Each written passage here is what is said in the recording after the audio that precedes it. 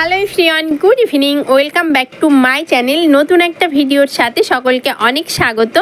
আশা করছি সকলে সুস্থ আছো, ভালো আছো। আর এখন কিন্তু সন্ধ্যাবেলা, সন্ধে ঠিক বলবো না, এখন রাত্রেই বলা চলে, প্রায় 8টা মতো বাজে।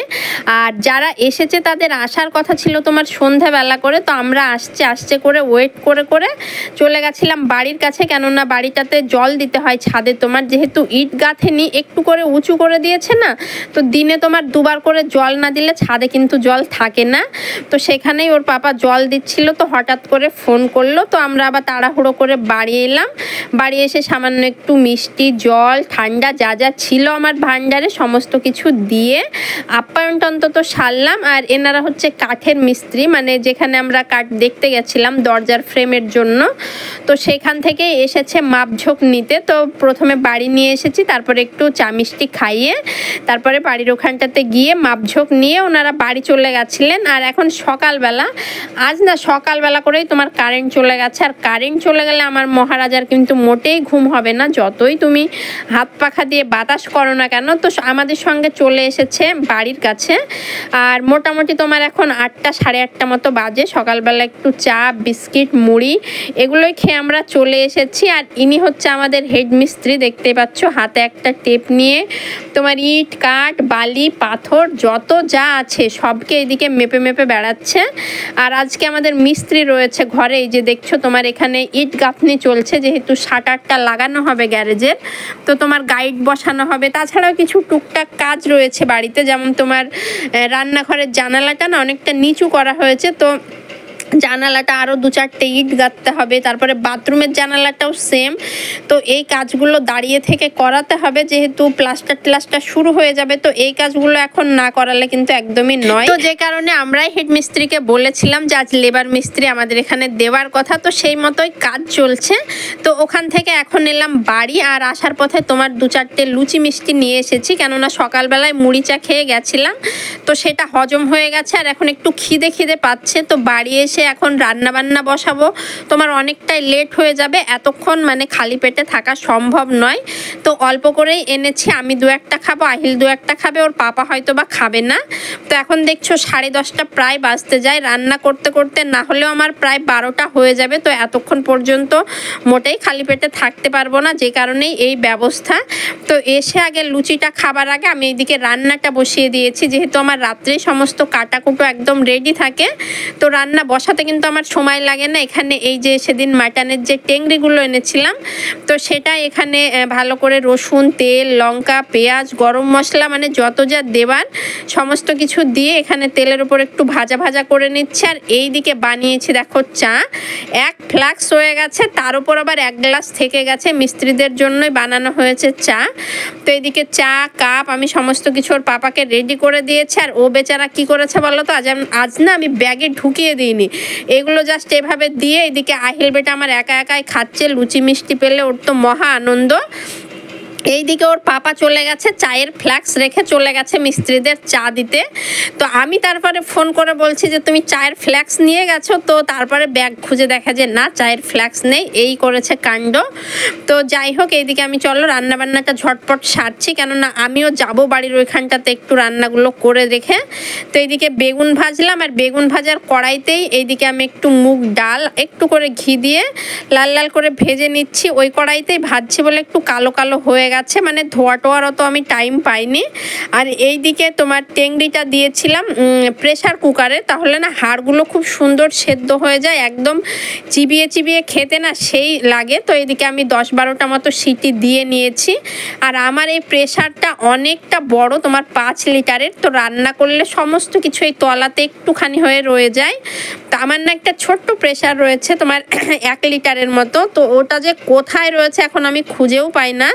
তো এখান থেকে যখন নতুন বাড়িতে শিফট হবো, তো তখন ডেফিনেটলি ওটাকে খুঁজে পাবো, আর ওটা আমি বের করে রাখবো। অল্প একটুখানি ডাল, মাংস টাংস এগুলোর জন্য না ওটাই ঠিক আছে। এটা অনেকটা বড় মনে হয়, বাট কিছু করার নেই, এটা বাইরে রয়েছে, তো এটাতেই রান্নাবান্নাটা সারি। তো এইদিকে মাংসটা ঢেলে নিয়ে প্রেশারটাকে একটু ধোয়াধুয়ি করে এই যে মুগ ডালটা ভেজেছিলাম, অল্প করেই দিয়েছি, কেননা ওই মাটনের টেংরিটা রয়েছে, ডাল না কেউ খেতে চাইবে না, তবুও একটুখানি করা এই আর কি।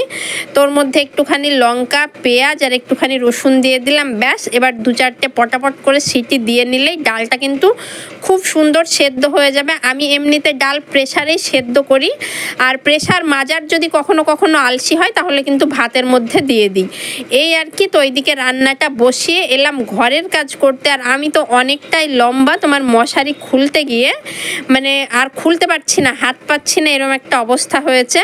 আসলে এই কাজগুলো আমার নয়, মশারি টাঙানো, মশারি খোলা, এটা হচ্ছে আমার বরের ডিপার্টমেন্ট। আর এইদিকে আমার ছেলে কি করছে দেখো, একদম বাদর হয়ে গেছে, কিছু বলার নেই।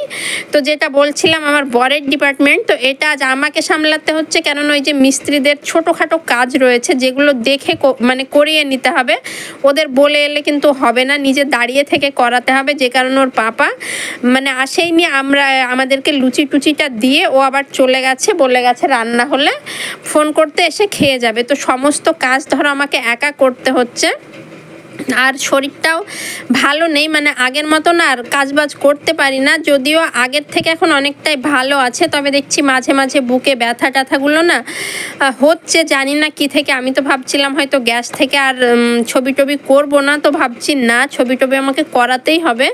দেখে একদিন সুযোগ করে গিয়ে ছবি টবিগুলো করিয়ে নিয়ে আসবো। পুরোপুরি যে সুস্থ সেটাও বলতে পারছি না, আবার আগের মতো যে একদম বিছানায় পড়ে গেছি সেটাও কিন্তু নয়, মোটামুটি আছি। তবে হ্যাঁ, জোরে কথা বললে, চিৎকার করে কথা বললে, ভারী কাজ করলে, জামা কাপড় কাচলে না বুকের ব্যথাটা দেখছি একটুখানি বেশি হচ্ছে, কেন জানি না। আর আমার কাজের মধ্যে সবচাইতে প্রিয় ছিল তোমার জামা কাপড় কাচা, এইটা আমি ভীষণ ভালোবাসতাম জামা কাপড় কাচতে। বাট এখন শরীরের যে অবস্থা, জামা কাপড় একদমই কাচতে পারি না, মানে হাত দিয়ে থুপতেই পারি না, থুপলেই প্রচণ্ড বুকে ব্যথা হয়। তো যাই হোক, আমি ঘরদোরটা দেখো মোটামুটি গুছিয়ে নিয়েছি, বিছানা টিছানা সুন্দর করে তুলে। তো তারপরে এলাম আমি কাচের জিনিসগুলো সামলাতে। আমার বাড়িতে তো একটা দস্যি রয়েছে, তোমরা তো জানোই, এগুলো মানে যতক্ষণ বাইরে থাকে না আমার মনে হয় যে না এগুলো সেফ নয়, এই বোধহয় গেল, এই বোধহয় গেল। তো এইগুলো যতক্ষণ আমি ঢুকিয়ে রাখতে পারবো আমি একদম শান্তিতে কাজবাজ করে বেড়াতে পারবো। আর আমার জায়গা স্বল্পতার কারণে ওপর চাপিয়ে রাখছি, দেখতেই পাচ্ছ। তো নতুন বাড়িতে আমার আলমারিটা হয়ে গেলে, ওয়াল আলমারি যেটা বানাচ্ছি তোমার, তো সেখানে আশা করি খুব সুন্দর করে এগুলো আমি সাজিয়ে রাখতে পারবো। আর এই দিকে আমার চিরুনির না 2-4টে পা আছে জানো তো, ওকে যেখানেই রাখি না কেন হারিয়ে যায়, দরকারের সময় খুঁজেই পাই না। তো যে কারণে আমার বর মানে বুদ্ধি করে চিরুনিটাকে একটা সুতো দিয়ে একদম আলনার সঙ্গে বেঁধে রেখেছে, ওটা এমার্জেন্সি। 4-5টা চিরুনি যদিও রয়েছে, বাট ওটা বাঁধাই থাকে, মানে সবগুলো হারিয়ে যাক ও ওখানেই থাকবে, এরম একটা ব্যবস্থা করেছে। আর এই দিকে রান্নাগুলো তোমাদের সঙ্গে শেয়ার করা হয়নি, আমাদের খাওয়া দাওয়া অলরেডি হয়ে গেছে। আর আহিল এখন খাচ্ছে, তো ডাল করেছিলাম আর ওই টেংরি করেছিলাম, বেগুন ভাজা, স্যালাড, এই ছিল রান্নাবান্না।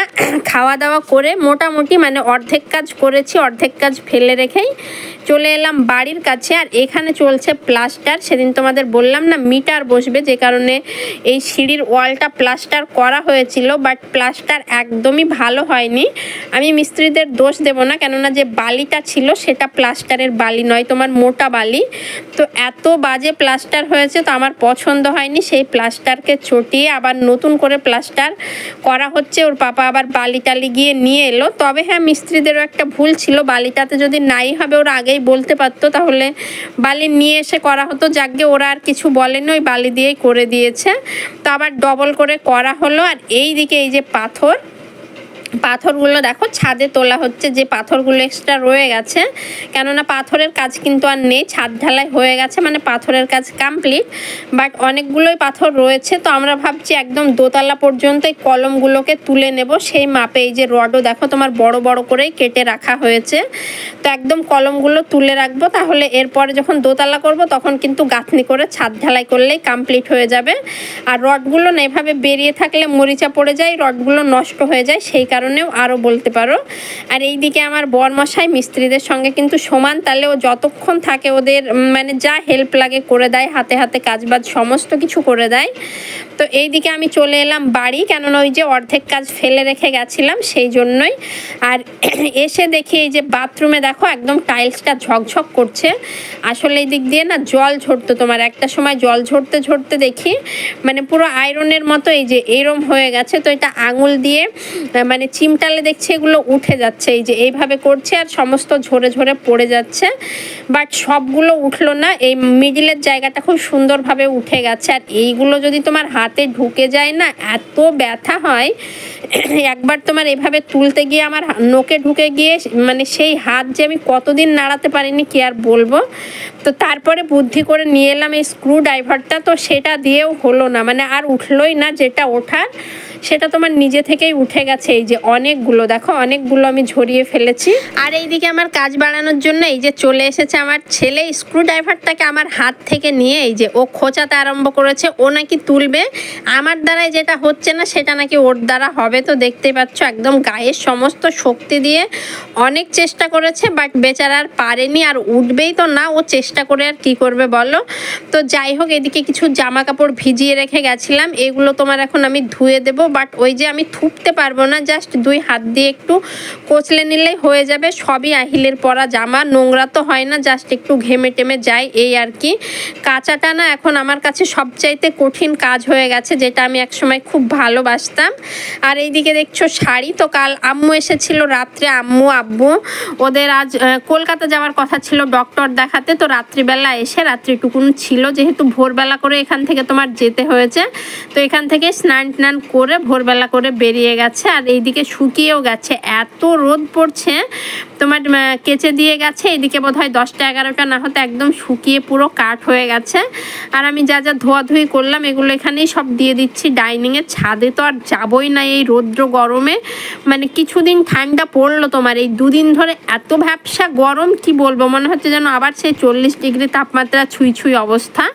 তো যাই হোক এখানে মেলে দিলাম। আর এই জানালা দিয়ে না পুকুরের সামনে ওখানেও মিস্ত্রিরা কাজ করে, মানে আমাদের যে হেড মিস্ত্রি সেই মিস্ত্রি ওখানে আর একটা বাড়ি করছে। তো আমি না এখানে এলেই একবার করে দেখি যে কোন মিস্ত্রি কাজ করছে না করছে, সমস্তটাই আমাদের ঘর থেকে কিন্তু দেখা যায়। তো আমার এখানে দাঁড়িয়ে দাঁড়িয়ে দেখতে ভালো লাগে। তো চলো এগুলো মেলে দিয়ে এখন আমি স্নান করে নেবো, আজ আর তেমন কোনো কাজ নেই। তো চলো আজকের ভিডিওটা এই পর্যন্তই, দেখা হবে নেক্সট কোনো ভিডিওতে। ততক্ষণ পর্যন্ত ভালো থেকো, সুস্থ থেকো, টাটা।